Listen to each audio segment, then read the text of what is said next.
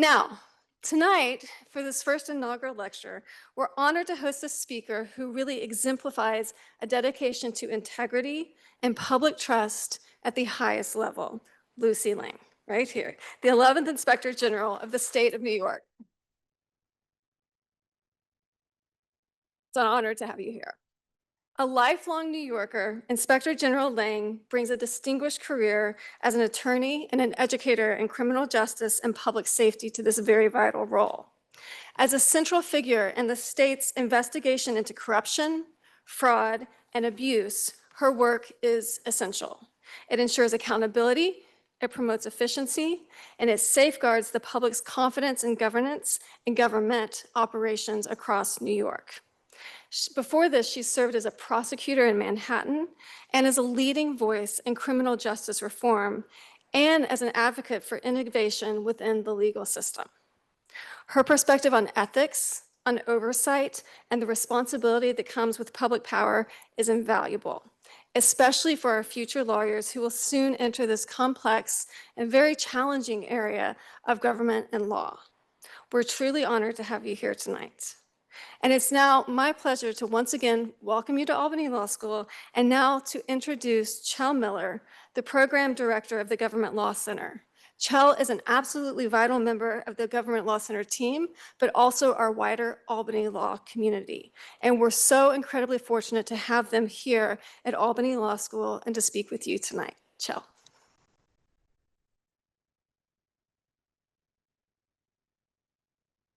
Thank you, Dean Carlarn.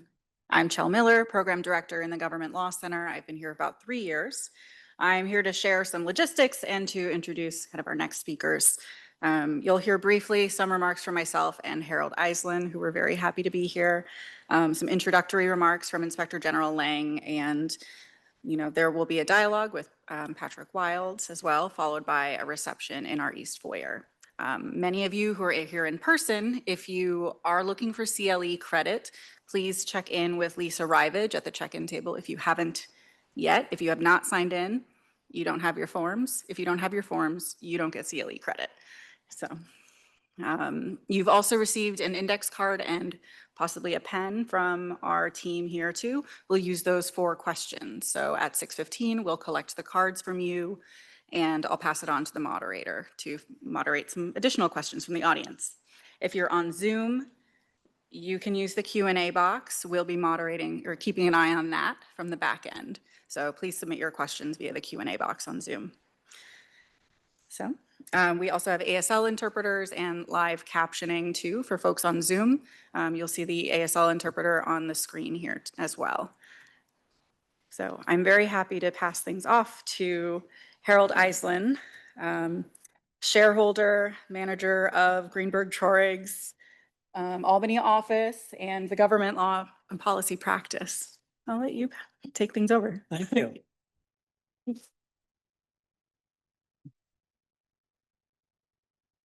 Hi, everybody, and it's great to see so many friends and all of our colleagues from Greenberg here tonight. And it's an honor to welcome everyone to the Mark Glaser Lecture Series. When Mark decided to retire, we wanted to do something special for him, but we didn't want to just give him some material object. First of all, he has enough stuff. But second, and more importantly, giving him some gift wouldn't really convey what a special person Mark is. Mark's great gift is that everyone likes him. I've never heard anyone say a bad word about Mark. That is not an easy thing when you work in and with state government, where most of the time nobody likes anybody. Mark's calm and measured demeanor, never raising his voice, rarely cursing, is what makes him so respected among his peers. Mark also has had a profound impact on New York State government and its political culture. As ethics counsel to the State Assembly, Mark played a key role in developing the state's ethics laws. And at Greenberg, Mark played an equally important role. Anytime we or our clients had a compliance matter, there was only one answer: go ask Mark. The best way to describe Mark is that he is the conscience of New York State government. Thus, we thought the most important way to honor Mark was to highlight his message of the importance of ethics and honor in public service by sponsoring this lecture series. A special thanks to Josh Oppenheimer, who's back there, an Albany Law alum, who worked with the law school to put this together. And Josh now heads our GT compliance practice. So thank you all for joining us tonight. And one final word. When I heard that the guest speaker tonight was Lucy, I was especially thrilled because Lucy and I get to have dinner once a year because her parents are very active in the New York State Archives Partnership Trust, and her father, Stephen, in addition to other things, is a past award winner. So it was a special treat that, Lucy, that you would be with us here tonight, and thank you. So everybody, Shell is back.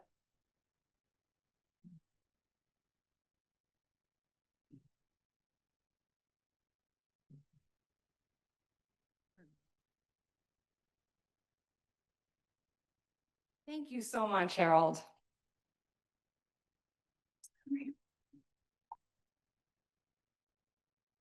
Good evening. Thank you, President Carlarn, Director Wilds, Shell Miller, and the rest of the Albany Law team for having me. Thank you, Harold, for the intro. Thanks too to the members of my team for being here, including Jack Wild for arranging tonight, Chief Counsel Emily Logue, who keeps me in check, and our own esteemed Albany Law alums, Katie McCutcheon and Alexis Osborne, who joined me in speaking with some incredible students this afternoon. And they are just two of the 7 Albany Law alums who are members of the offices of the Inspector General.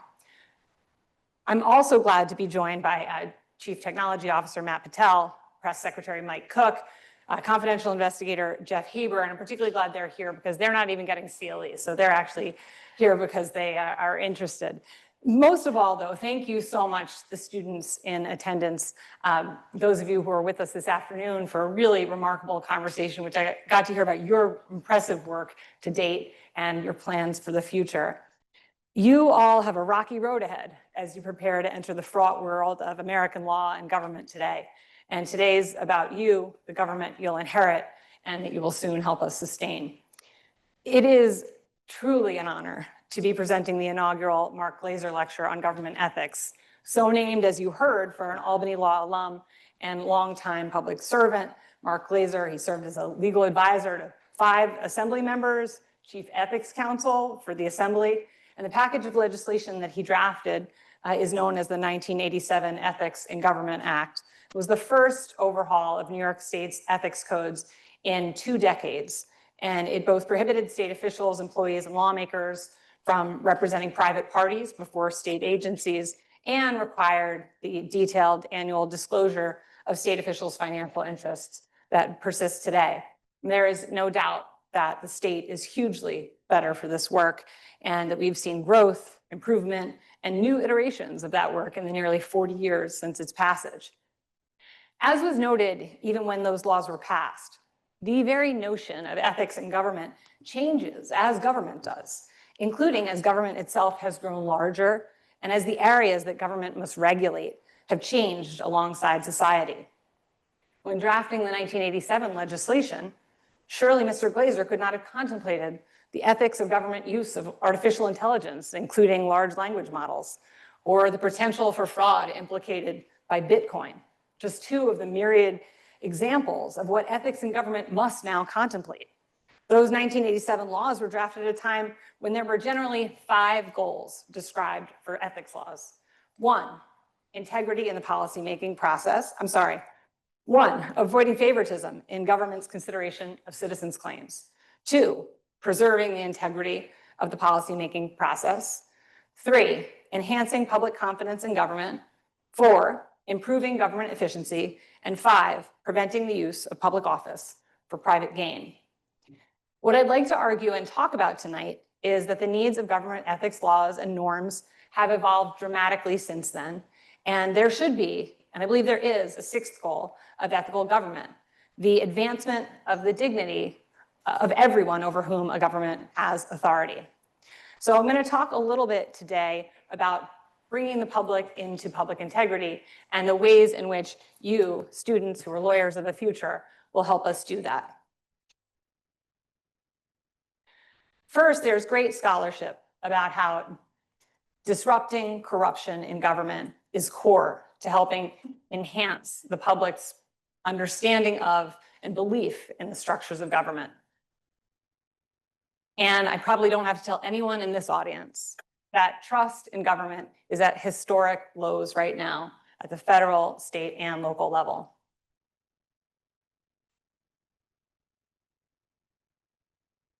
And this brings me to my own journey as someone who has thought a lot about how to enhance the public's perception of government. And I think back to Super Bowl Sunday in 2015, when I was serving as a homicide prosecutor at the Manhattan District Attorney's Office. The bars let out on Upper Broadway in Manhattan late at night, and this street was flooded with people when two masked men came out from behind parked cars and opened fire, shooting 5 people and killing Shadell Graham, who was the father of a 3-year-old. I responded and investigated the case alongside members of the NYPD.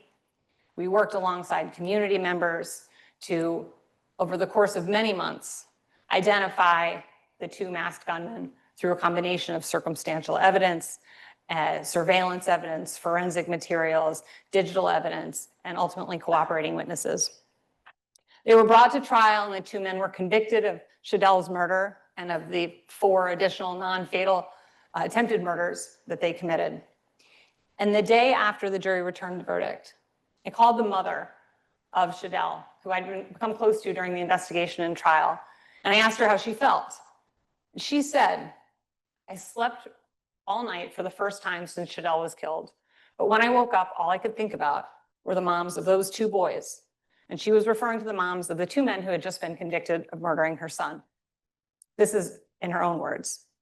I was so relieved that we did win the verdict, but I also was empathetic to the other mother. No matter what, both moms lost a child. She lost her child to the system, and I lost my child to the streets.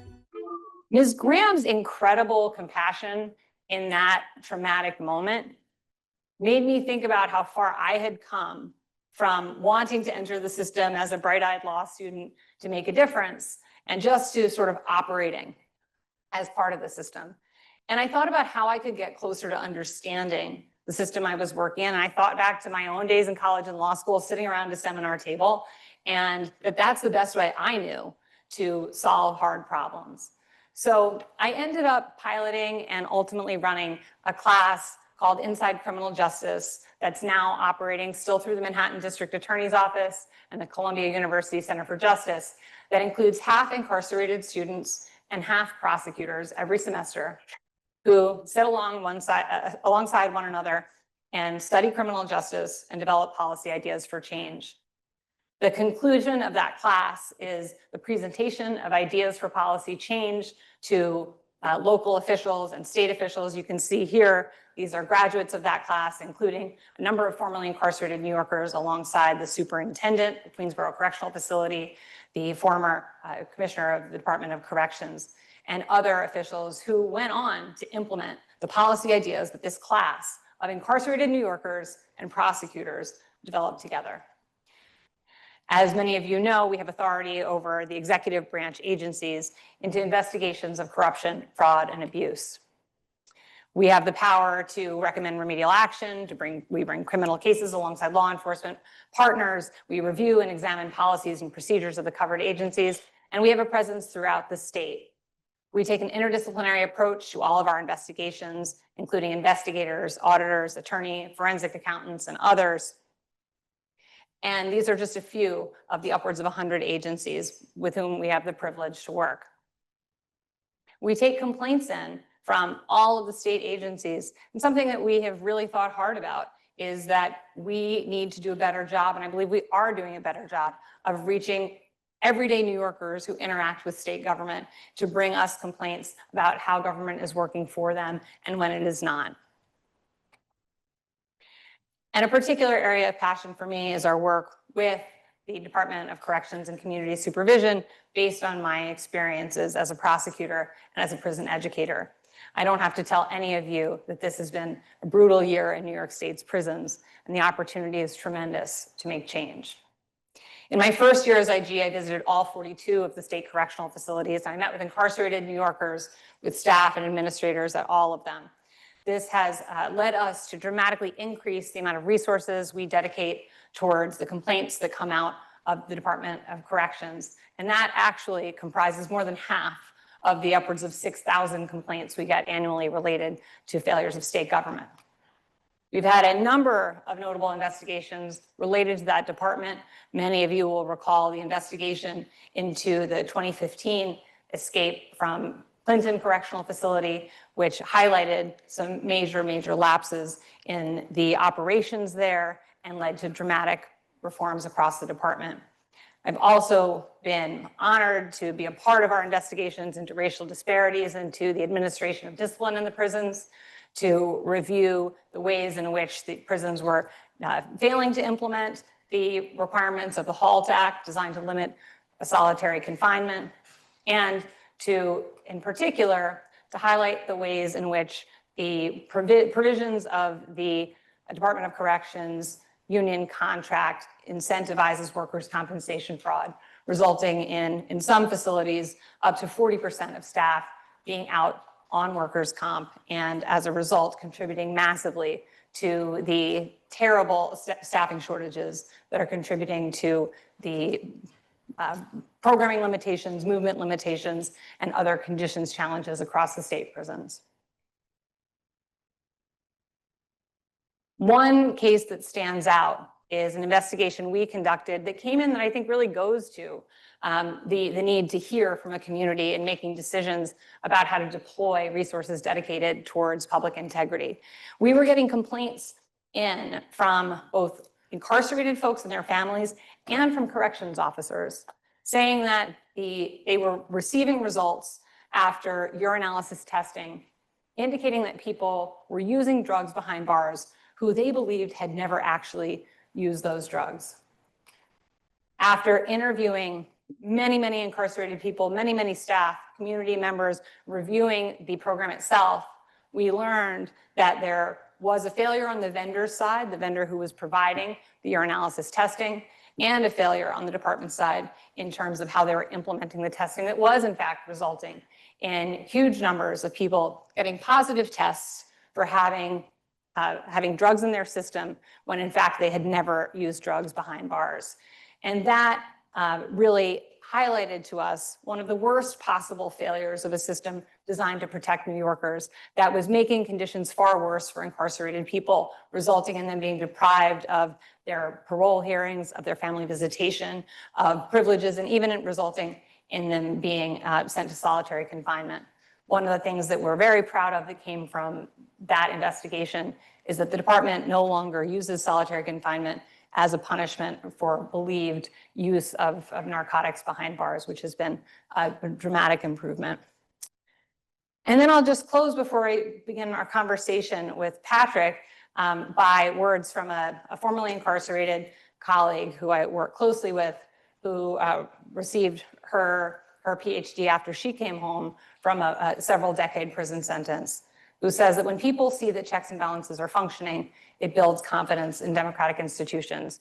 And that is so much of what we seek to do. And one of the key ways that I hope will continue to carry on with the legacy of which Mark is such an important, informative part is by bringing the public into our work of doing public integrity. Thank you, and I'm looking forward to this conversation.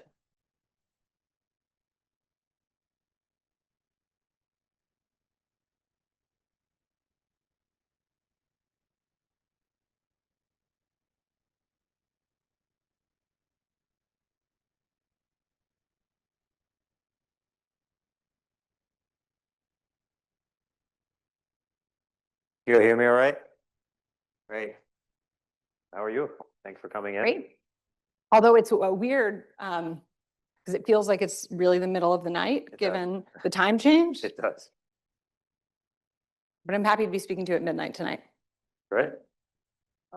So, I mean, very quickly to start off, a huge thank you to all the voices that have already been echoed, to our dean, to our wonderful team at the Government Law Center who made this possible. It looks very easy because they make it seem so seamless, but it really isn't. So thank you to all of them, including Chell, for their work. Thank you to you for being here, Inspector General. Would you prefer me to call you Inspector General or Lucy? Because I'll do I either. prefer for you to call me Lucy, unless you're making a complaint, in which you can direct it to my chief counsel. I'll do that after the fact, but I'll stick with Lucy for sure. Thank you to Jack for making all of this possible as well. And Mark, thank you for everything you've done for government and continue to do. Because Mark shared with me before that he's now tutoring first graders. And, you know. Are they smarter or less smart than the people you used to tutor when you were in your former role? I was saying, I have almost a 3-year-old, and the things that come out of that mouth, I can only imagine what first graders are saying. So thank you for your continued public service in a different capacity. So the way I'd like to try to structure our discussion is hopefully it can be very informal. We'll take questions at the end. As Chell mentioned, we'll pass around some note cards and we can kind of ask those and volley those around. Hopefully 3 main parts to our discussion, though. A little bit more on the structure of the office, the work you're doing, some of the accomplishments, what you're looking forward to. Then some of the challenges and the opportunities in the government oversight space, and I anticipate that conversation will go more than just New York State, because you've been very active on the federal and the national level and speaking out. And then finally, just as we do have some students here, one of our research assistants just came in, so hello. I think talking about what careers look like in government oversight and the ethics space moving forwards, what you're looking like what you're looking for when you're hiring, that type of thing. So if that sounds good to you, we can just dive right in. Let's do. Great. One thing that was really wonderful about your presentation was, maybe it wasn't wonderful, but it was the reality, is the kind of the polling numbers when it comes to how the public feels about government institutions right now. Certainly for a lot of reasons, maybe we understand the federal level where it seems like there's a lot of headaches right now, but even on the state and local levels, a lot of distrust in government. So how are you on a daily basis preparing your team? What type of motivational words? What is the atmosphere in your office right now, considering what the public feels based on data about the work you're doing? Well, a key piece of it, and it sounds really basic, is reminding everyone that our work is to serve the public and that requires treating everyone with dignity. And that means that every complaint that comes in, we hear people out. Our frontline staff who receive complaints through our hotline are trained in trauma-informed best practices. So we are not hanging up on people. We're not refusing to give people information. We're making sure that they understand government is serving them. And if their complaint isn't appropriately before our office, we make sure to direct them to the right place, because that's what government needs to do, is to meet people where they are. That's very encouraging to hear. As far as the kind of the political makeup of your office, we were chatting earlier, and you said candidly, like, you don't even know maybe where a lot of folks on your team stand. Could you speak to operating in a Democratic administration, with the governor being a Democrat, operating a truly nonpartisan entity under that framework, and what that's like day to day? Well, I'm really fortunate to have inherited an office of outstanding public servants who have a wide range of expertise, many of whom are former law enforcement or former prosecutors, but who have a whole range of backgrounds and about whom I know politically nothing, as I should not. And I think that that's true of many state agencies that are comprised of career public servants who have their political views and serve under administrations across the political spectrum. Now, I have been outspoken about my own politics prior to taking this role, but I believe in and I'm committed to making sure that it's values that guide the decision-making we make, and the law, including our jurisdiction, our statutory mandate, rather than politics of any kind. And I'm fortunate that that has been really respected by this administration, and I feel lucky that, as compared to some of my colleagues in other jurisdictions, I don't feel any pressure to pursue cases against any particular people based on their own politics or relationships or anything else, but really just to follow the facts without fear or favor wherever an investigation leads. And to that end, about not feeling that kind of political pressure to do X, Y, or Z, I'm still learning about the Inspector General's office. Today has been very illuminating for me, but could you share at least with the audience, and I should have said earlier, hello to all of you online, because I think we've got 30 or 40 people who are tuned in from afar, so welcome to all of you. Could you just share with all of us some of the safeguards that are built in, maybe statutorily and otherwise, to kind of making your office maybe quote unquote bulletproof or making it so that you don't feel that pressure? Like what's there that makes you feel confident that you don't have to worry about that? Well, I'll backtrack because we're on the brink of America 250 and say that America's first inspector general was George Washington's inspector general during the Revolution. And it was a concept imported from France. The Baron von Steuben, for whom Steuben County is named, was the first IG to speak of, and he really helped whip the Revolutionary Army into shape by imposing rules and regulations and ultimately drafting the service manual that is still followed by the armed services to this day. So the idea of order as being critical to integrity has been part of government in the United States since the founding. It became all the more, and actually in New York City, the first municipal IG was what is now the Department of Investigations, came in the wake of Tammany Hall and those scandals. So we do have a rich history of oversight. My office will be turning 40 in January of this year, and it started as an office solely based on the state executive agencies. We now include workers' compensation and welfare. And the statutes are somewhat different in each of those categories. But of critical importance, I am appointed by the governor, but then serve for the duration of the term of that governor, which is to say that I can't be fired by the governor who appointed me, which makes good sense since I investigate the executive agencies. And we've seen that in some other jurisdictions that don't have a protection like that an executive can remove and sometimes does remove an oversight official when they are getting too close for comfort. You may be aware that in January of this year, the president fired 17 inspectors general in one of his first acts actually as president without the required notice to Congress. So there actually are protections at the federal level that are being flouted now, but it is so important that when oversight roles are created, that the protections necessary for the work to be done are put in place. Thank you. And I look forward to getting back to a little bit more on talking about the federal inspector generals because we've been tracking that closely.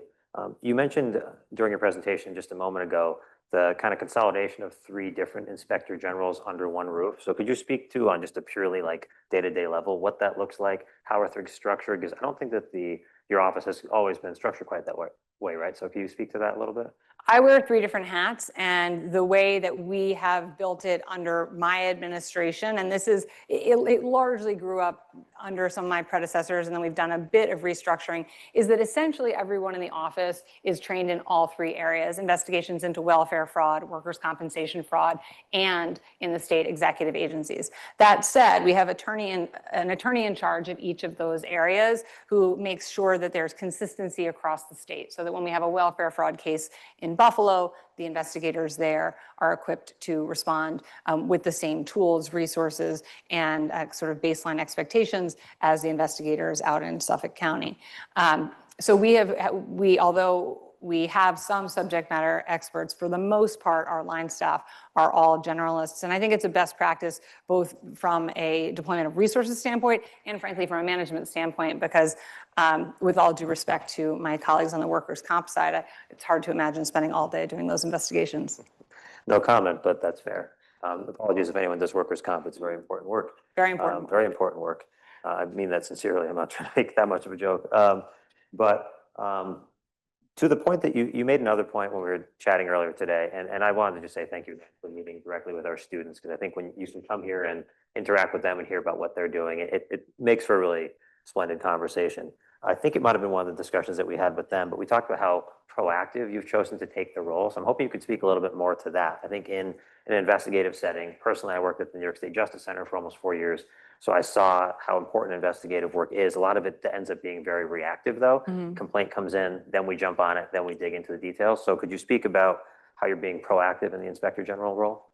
Sure. One of my colleagues, the Inspector General for the city of Chicago, has said you can't do oversight in the dark. And I think it's such an important touchstone because we can be toiling behind the scenes to respond to private allegations that we get in.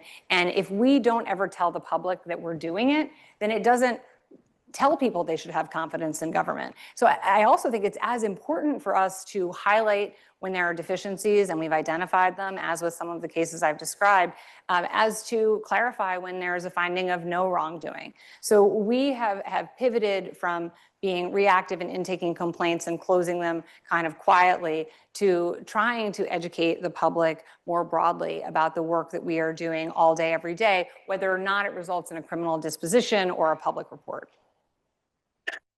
And I think something else it sounds like you're doing that's really more on the proactive side in terms of getting your word, your message out there is that did you develop a new training bureau or you've kind of built that out? How is that quite working? Could you speak a little bit to that? Sure, I can't take credit for developing it, although I did hire the wonderful attorney who runs it, Katie McCutcheon, who is an Albany Law alum. And Katie has taken our statutory requirement of providing training to the executive agencies and really run with it. And again, because we're all generalists, her structure has been to educate the whole office to be ambassadors for the work that we do. So she is on the ground herself, but also deploying the rest of our colleagues to the executive agencies, to members of the public, to community organizations. And I'm excited in our 40th year, we're going to be hitting at least 40 public schools to educate students about the work that oversight professionals do. So we're both providing actual training on how to behave ethically and providing training on what to do when you see something wrong. And those, we hope, have the collateral benefit of helping raise all ships so the public sees that there are these built-in mechanisms to catch wrongdoing, expose it, and correct it. And how have you found the reception to that, to those programs to be so far? We often do surveys when we undertake communication with the public, and by and large, our public programming and our agency-based programming is really well received. You know, it is, when I started, I actually shouldn't be surprised by it because I can't say that I knew a lot about what the Inspector General did before I got the call, but I am always surprised that even very well-educated people about state government or other kinds of government have never heard of inspectors general. So what we really strive for at this stage is, I know there is an inspector general, I know what it does, and I know that I have to report something if I see something wrong. And if we've accomplished that in one of our trainings for state employees, then it's a win. Great. So you mentioned state employees. Something else I wanted to chat about briefly is, and I know that just based on looking at the registration list, there's a lot of folks here who do different types of investigative work in their day-to-day in government. Could you speak a little bit about like what the overlap is between yourselves at the IG's office and all the other investigative, components of state government? Because I think of COLIG, I think of the state comptroller's office, I think of where I used to work at the Justice Center, I think of so many agencies, Attorney General's office. What does the day-to-day look like? What does the referrals look like? And maybe we can jump from there. We have a real constant flow of information with all of those agencies you've just named and others. So if a case comes in and it seems like it's truly an ethics investigation, we may partner with our partners at COLIG, we may refer it entirely and continue to monitor it, we may hand it off. We work closely with the comptroller. We sometimes issue joint letters with the comptroller. And it really depends on the case because, of course, we want to bring all the resources of government to bear on investigations, and that includes making sure that we're not working at cross purposes or wasting anyone's resources. So we're in regular communication with all of those folks to make sure that no complaint is slipping through the cracks and that complaints are not being doubled down on unintentionally. Yeah, that was one of my questions, was how often do you find an instance where obviously there's very poor behavior, but maybe there's 2 or 3 of the same state level entities that have caught on to that or maybe caught separate referrals? Because I'm thinking if you're on the complainant side and you don't know a ton about the different investigative entities, you might just say, I'm putting in a, to your point earlier, AI or a Google search saying, how do I put in a complaint on this? I know something's wrong. So maybe it just ends up that they just kind of do a spree and they put in complaints at every relevant agency. So how is that? How are you triaging that? Like, what is the process like? Or does it really just come down to the day-to-day communication, like you said? It's so much about communication. There are times when I get an email in which I'm CC'd along with the comptroller and the attorney general and the governor and the president of the United States. There are people who are very thorough in their reporting, which we appreciate. That's good. But then I would say that the bigger problem is people who only know of one thing and report. And we worry not just that we that we wouldn't get something to the right place, and we've put in the fail-safe mechanisms to prevent that from happening, but that other agencies, including our other investigative agency partners, that they might have something that we don't know about. So that's another huge piece of our training work, is to educate other folks who may very reasonably think, oh, it's not criminal, it doesn't go to the IG, and not bring it to us at all, to say, no, you actually have an obligation as a state employee to bring it to the Inspector General, regardless of what you assess the merits to be. When in doubt, 1-800-DO-RIGHT. And I guess just as more of a funnier question, did you inherit that, that call line, or did you get to kind of Do you know, do that? I inherited the call line 1-800-DO-RIGHT, Oh. but someone the other day said that they thought I came up with it, so I kind of prefer that. It's what's so catchy. Yeah, I was like gonna to say, take credit I was for under the it. impression you might have, so that's great. That's wonderful. One other question before I want to ask you about some of the accomplishments that you've had in the last couple of years, certainly during your tenure, and also what you're looking forward to during this big anniversary year for you. We heard from a few folks that have been directly impacted by your work, so congratulations on the impact that you've had on their lives. Has there been any thinking in the training setting to actually bringing in people who are directly impacted on the back end of a lot of your investigations? Because I could see someone being like, well, I complain on the front end, and then I see kind of like an indictment come out, or I see, maybe a guilty verdict down the road. But has there been any thinking of that? And if so, if you're doing it, how is that going? It's a piece of every one of our investigations that, as we're nearing a conclusion, we do an analysis to say who was impacted by what happened here and what should we give to them to make sure that they know that their concern has been addressed, that the situation has been resolved, et cetera. And so by way of example, right when I started, an investigation was concluding into a terrible case in which an employee of a state agency had been documenting the ongoing abuse by her husband, domestic abuse by her husband, using her state phone because her personal phone was something that he monitored. And when she reported the domestic abuse, as she was right to do, to her supervisor as part of the state's domestic violence policy, she not only was not given the resources the state provides to survivors of domestic violence in the state workforce, but her supervisor reprimanded her for misuse of her state phone. And of course, we can never know the causal relationship between any of these sorts of tragedies, but shortly after, she was killed by her abuser. And we investigated where the failures were. And when we put out the public report about that, the governor issued an executive order amplifying and improving the state's mechanisms for supporting survivors of domestic violence. But before that report went out, we made sure to reach out to the son of the woman who had been killed and to have a meaningful conversation with him, to share the report with him, to say because our investigations can take much longer. Sometimes they take longer than a criminal prosecution. And it had been several years since his mother had been killed by his father, who also killed himself. And we said, this is going to be public. It's going to be in the news again. We wanted to alert you to it. Is there anything you need from us? Can we connect you with resources? And he expressed to me that he was so relieved to know not just that a thorough investigation had been conducted, but that there were actual policy changes being made so that his mother's death was being recognized and that changes were being implemented to help guard against it happening in the future. So we do take very seriously our obligation to victims and survivors and people who experience harms from the system and otherwise. Well, thank you for sharing a little bit of the kind of behind the curtain with us, because I think it's really telling as to the type of work you're doing and the impact that you're having.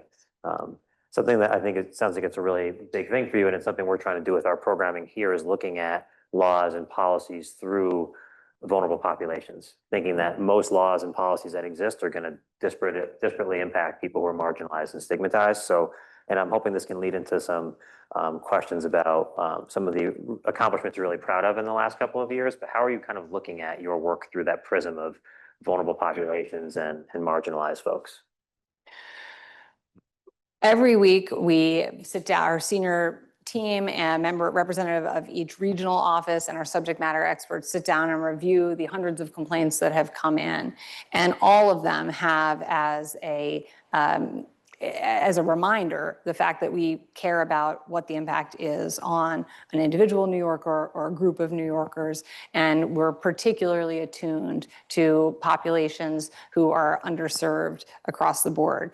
As I mentioned earlier, we have really amplified the resources that we direct towards the Department of Corrections, not just because the volume of complaints that come in warrants it, but because there are so few avenues for that population to access government in a positive way. And so we also recognize that often those folks are not people who are in a position to be calling our hotline number.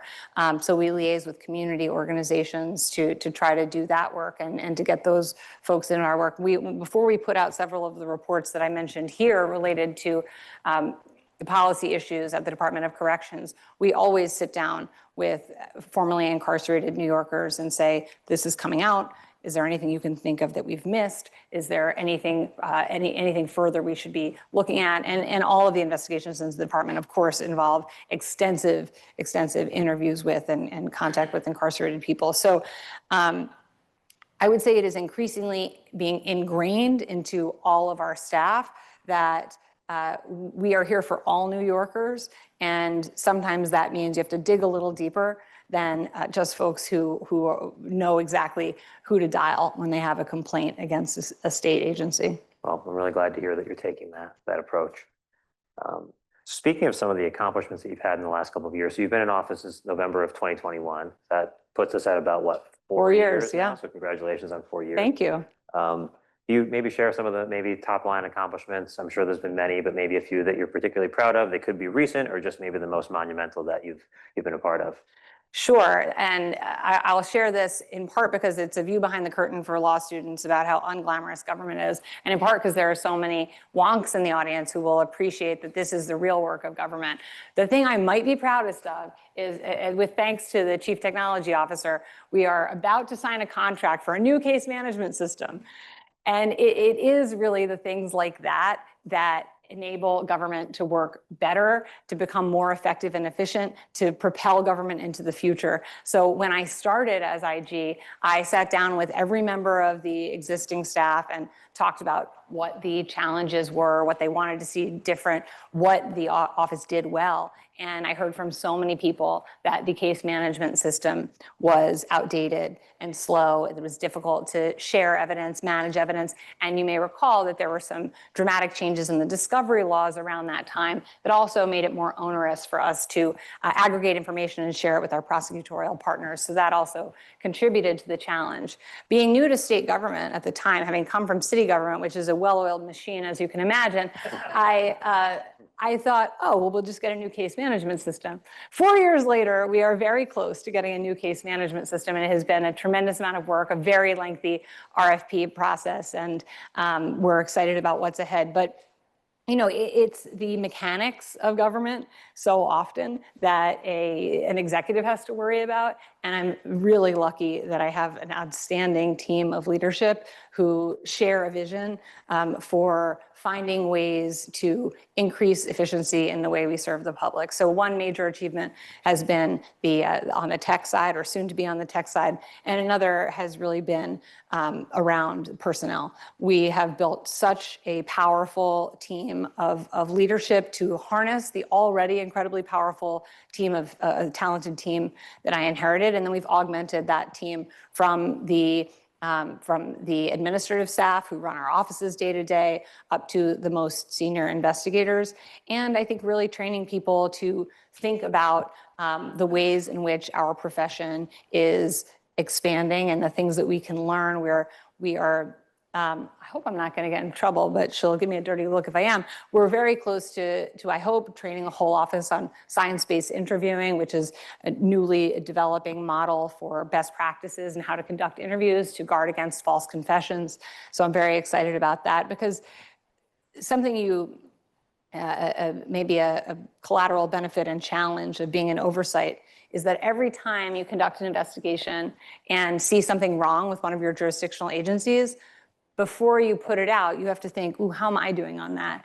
And look inside. And you know, from time to time, we think, oh, I'm about to reprimand these people for having deficiencies in their hiring process. And then realize, oh, we're doing we could do a better job of documenting things, of training people, et cetera, et cetera. So we make a lot of changes based on the kind of changes that we want to see in the agencies under our jurisdiction, and hate to criticize other people's houses when ours isn't in order. So I feel very proud that thanks to Chief Counsel and the leadership of other executives that we have really, I think, built a very robust set of internal protocols that make us a shining example of how a state agency should operate. What sounds to me like a great 40th birthday present is a new IT system, so. Thank you, yes, I'm sure happy the team birthday to will be us. thrilled. How about, so I think those are incredibly important. And again, for so many folks who've worked in government, those are maybe more mundane sounding, but critically important to the day-to-day work. And a better case management system allows your team to go out and do better work, have better results, better turnaround time.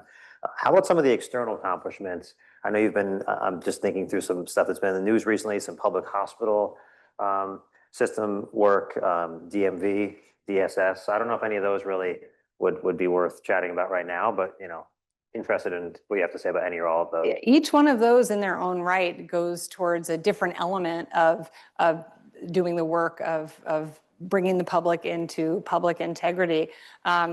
With respect to the SUNY Downstate Medical, we had an employee who was misusing their state card to the tune of $1 million to do things as crazy as sending his pet to a pet spa.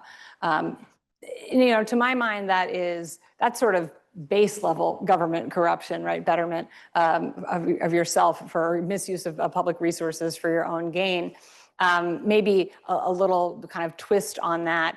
We've seen recently in 2 sets of cases out of the DMV, one in Staten Island, in which a driving school was working with corrupt members of the Department of Motor Vehicles to issue driver's licenses to people who had never taken the permit test or the driver's license test, which is obviously very dangerous and a concern from an identification standpoint. And then in Nassau, a similar problem. It was happening actually with commercial driver's licenses, so that there was a member of the public who was driving a huge sanitation truck on the streets of Long Island without having ever sat for a commercial driver's license test, which is incredibly dangerous. So each one of those cases goes to the kind of day-to-day ways in which ordinary public officials can manipulate the system for their own gain, to potentially great risk for New Yorkers. And I'm so proud of the work that my team has done to hunt down what had been complaints from the public that lead us to those system failures. And I should add that in addition to criminal prosecution, in both of those sets of cases, we always issue regulatory recommendations to the agencies to make change, and we're working very closely with the relevant agencies to make sure that those deficiencies are shored up and that those kind of crimes aren't able to happen because of failures in the systems. And hoping to transition now, because I'm mindful of time and we could probably chat all night. This is a lot of fun. I wanted to make sure we make space for a discussion about what you've been doing in terms of your kind of national level advocacy. I know you were very active with some op-eds right after the new administration came into power in DC. So could you speak a little bit to what you've been saying for those who haven't been following along? What made you feel emboldened? What made the time feel like now? Because as we've looked in preparation for tonight, some of your counterparts and contemporaries have been just as outspoken, but many haven't been. And I'm sure that there's political calculus, et cetera, that have gone into that. But could you speak to what that process has been like, both what you've said and what made you feel like it was the right time to say it and empowered to do so? Sure. Well, it should have come as no surprise to any of us that a bunch of inspectors general were unceremoniously fired, because we were told during the president's during the election that he intended to fire oversight officials. So I think what was surprising was how quickly it happened, that it happened without the required notice to Congress, and that there was no opportunity for others to be heard in opposition, and that there was no justification offered as required by the IG Act. So seeing that happen, frankly, I was just mad about it, because I'm a rule follower, as is anyone who works in oversight, and felt like there's a set of protocols. If you want to fire an IG, you got to follow the right steps. And And I was not, that's not a partisan view. There were plenty of Republican senators who joined in that view. And when I reached out to federal colleagues, there was a general sense that because their heads were potentially on the chopping block, they were not in a position to speak out in opposition.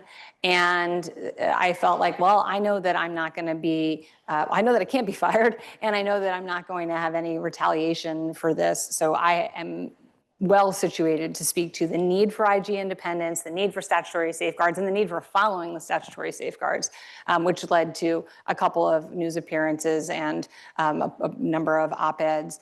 And I'm still continuing to beat the drum. The Office of OMB is threatening and seems likely to strip the Federal Inspectors General National Organization of its funding, which has the risk of really similarly detrimental effects, not just in terms of there being less oversight, but of chilling the ability for people who stay in oversight to do investigations that are free from concerns about political interference. And as far as, so I mentioned before, it sounds like some of your counterparts haven't been as willing to speak out for perhaps legitimate reasons in those cases, but some have. So what have the kind of joint efforts across state lines looked like? It even sounds like you might have worked with some major city IGs. Like, how has the advocacy gone, and how effective do you think it can and will be? I think that it is, if anything is going to be effective in elevating the public's confidence in government, it is going to be either bipartisan or nonpartisan. And I'm very glad that state and local colleagues have joined me in speaking out in various different ways in their own communities, opposing the firing of IGs, not just at the federal level, but the former Inspector General of the city of Atlanta stepped down amidst an effort to, actually a successful effort to strip her of her investigative powers that would have enabled her to investigate the appointing authority. So it's not, I don't mean to say that it is solely this presidential administration that has the potential to have a chilling effect. There is a movement overall across government that is undermining the fabric of public integrity. And that should not be, and I don't believe that it is, a partisan issue. So I'm looking forward to continuing to collaborate with inspectors general, with comptrollers, with others who provide the layer of often, unfortunately, kind of unseen oversight in government to help curtail the abuses that are resulting in stripping IGs of power. But I do think that in a way, the first step has to be teaching people that oversight exists and that it matters. And I think a really good jump off from that, and I'm mindful of time, we have to jump into Q&A in a minute, but I think this is really important to ask. We talk about, the public being able to file complaints, which is, some people will do that, some won't. Your work is certainly going to make it more likely that they do. But what else should the public be looking for when it comes to kind of stepping into this frontier and having a role in government oversight? Like, what else do you think that they can and should be doing? Someone who's just, not as engaged in this, maybe hasn't found this issue to be particularly enlightening until now. What else can they be doing? It is one of these see something, say something sort of things that if you think that government isn't working for you, it very well may not be working for others. So I encourage people to always reach out and report because you never know when sort of in the aggregate something matters. For example, the drug testing test I was telling you, case I was telling you about, it starts with one complaint from an incarcerated person who says, I had dirty urine, but I didn't use drugs. We can't investigate every single investigation to see if that person actually had drugs in their system. Also, how would we know? But once you get more and more of them, it starts to look like, oh, there's a pattern. So of course, we look into every complaint that comes to us, but sometimes a single complaint isn't enough. So I always remind students in particular that one person's voice can matter, and sometimes it's because it's piling onto other people's voice, and you don't know what else is out there and what may be part of inspiring and motivating an investigation. I think that's a really good segue into hopefully just one or two questions about careers in this space. You talked earlier about how proud you are of the team that you've assembled. So for some of the law students in attendance, what type of characteristics and attributes are you looking for in, either current or future, investigative counsels, line item attorneys, or folks who are more senior in their careers? What are you looking for, and why do the folks you have on your team, why are they so dynamic? The iconic book on inspectors general, The Art of the Watchdog, says that a core attribute that all IGs share is an intolerance for injustice. So that's one primary thing that we look for. And then, as I told the students earlier, I like to hire people who, as I say, don't take no for an answer, because really to get to the end of an investigation requires a tremendous amount of diligence and persistence. And I'm lucky to have amassed a staff who largely, I think, buy into that model of investigating. And just one more question before we jump to a Q&A or two. What should, if students are, hoping to pursue careers broadly in the public sector, or maybe even more narrowly through an IG office type setting, what's one or two, tips of the trade that you'd recommend that they be trying to hone in on or master during law school? We hire interns, including from here. I think we're joined by one of our interns from last summer, who is a student up here with us tonight. And so a great way to get your feet wet, of course, is by seeking out internships. Ours are posted at ig.ny.gov. And of course, maintaining relationships with people you meet who have careers you admire is another great way to do it. I'm so fortunate to have had amazing internship opportunities when I was in college and law school that I think paved the way for a career I've been able to feel really proud of. But it's all about developing relationships with people who you admire, and then figuring out how to just put one foot in front of the other, right? No job is perfect, but looking for a job that is consistent with the way you want to spend your days is I think, an important first step. Thank you. And to jump off of what Harold said earlier, even though everyone in Albany doesn't like each other, I think networking and building a relationships with people actually does go a long way. So perhaps some of that as well. Is there anything else you wanted to tackle? Make sure that we added in before I jump to a question or two? No, please do. Okay, great. And I did not rank these, but I trust that our team ranked them very well. I don't think we can get to all of them. The first one is jumping off of one of your answers from earlier. Could you elaborate on the phrase facts without fear or favor? What does that mean for you, and how does that show up in the investigative context? Yeah, that is, I feel sure that the phrase itself derives from earlier, but it was used by my first boss, the late, great Robert M. Morgenthau, who was district attorney of New York County for upwards of 30 years. And that was something he taught people from the very first day. He served as an assistant DA, which essentially meant it doesn't matter who the victim is, it doesn't matter who brings in a complaint, every case gets a full look. And it doesn't matter who is charged with a crime or who is suspected of a crime, but every potential suspect gets a full analysis. And that is very much how we think about matters, that there is nothing where we say, ooh, this might touch a sensitive area. We take a robust approach to every case that comes through the door. The second one is, what strategies can leaders and lawyers use to encourage civility in contentious and public conversations that occur in meetings of state and local government? Gosh, the question of civil discourse is so fraught, including even the term civil discourse feels like it's potentially kind of chilling. But the way I think about it, to the extent that I have any capacity to have impact in that area, is by modeling good behavior, by treating people with decency, even when you dramatically disagree with them. So it's an area where there is so much room for improvement in the public sector, and I think sort of the best that we can do, those of us who care about these issues, is to continue to behave well, to show up with a positive attitude, but not give up the fight when there's something to be fought over, and hope that we are training a generation of future lawyers who are going to be better equipped to have hard conversations than my generation, who is, in many respects, failing at maintaining the standards of civility and decency that all Americans are owed by government. One final question, because we're actually right on time here, which is great. And it's not even from the list I have, but I'm mindful of the fact, and thank you to everyone who came out on the eve of Election Day. I'm sure some of you here are probably quite busy on Election Day professionally.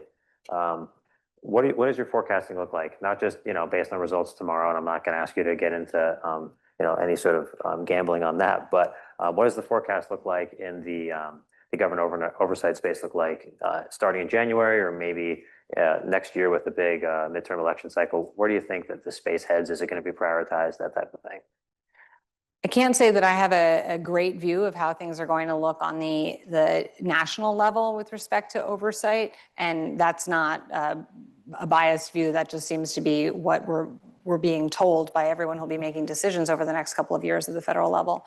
My strong belief is that there is going to continue to be increasingly robust oversight at the state level, and that is based not only on the current administration's clear commitment to oversight, which is to say, including letting us conduct our investigations without any meddling, but the real interest that we have seen from the legislature in elevating the tools available to the oversight agencies and investing resources in agencies. So I am hopeful that New York can continue to be a leading light in the country in investing in oversight. And so I hope that those of you who are students will think about careers in oversight. There are tremendous ways to be a part of the community while also helping elevate government by serving in inspectors general offices and related offices. And to New Yorkers who may see corruption or fraud in state government, I encourage you to report it to us at 1-800-DO-RIGHT, to follow us at New York State IG. And I really hate to have to share this with all of you, but I want to tell all New Yorkers that the Office for New Americans has been pushing out a very impactful set of Know Your Rights materials and information that I encourage everyone, both immigrants and otherwise, to take a look at as we prepare for potential federal intervention in New York State. Everyone should be equipped with basic information about what our rights are as community members and how we can help support all New Yorkers in the days, months, and years ahead. Thank you very much.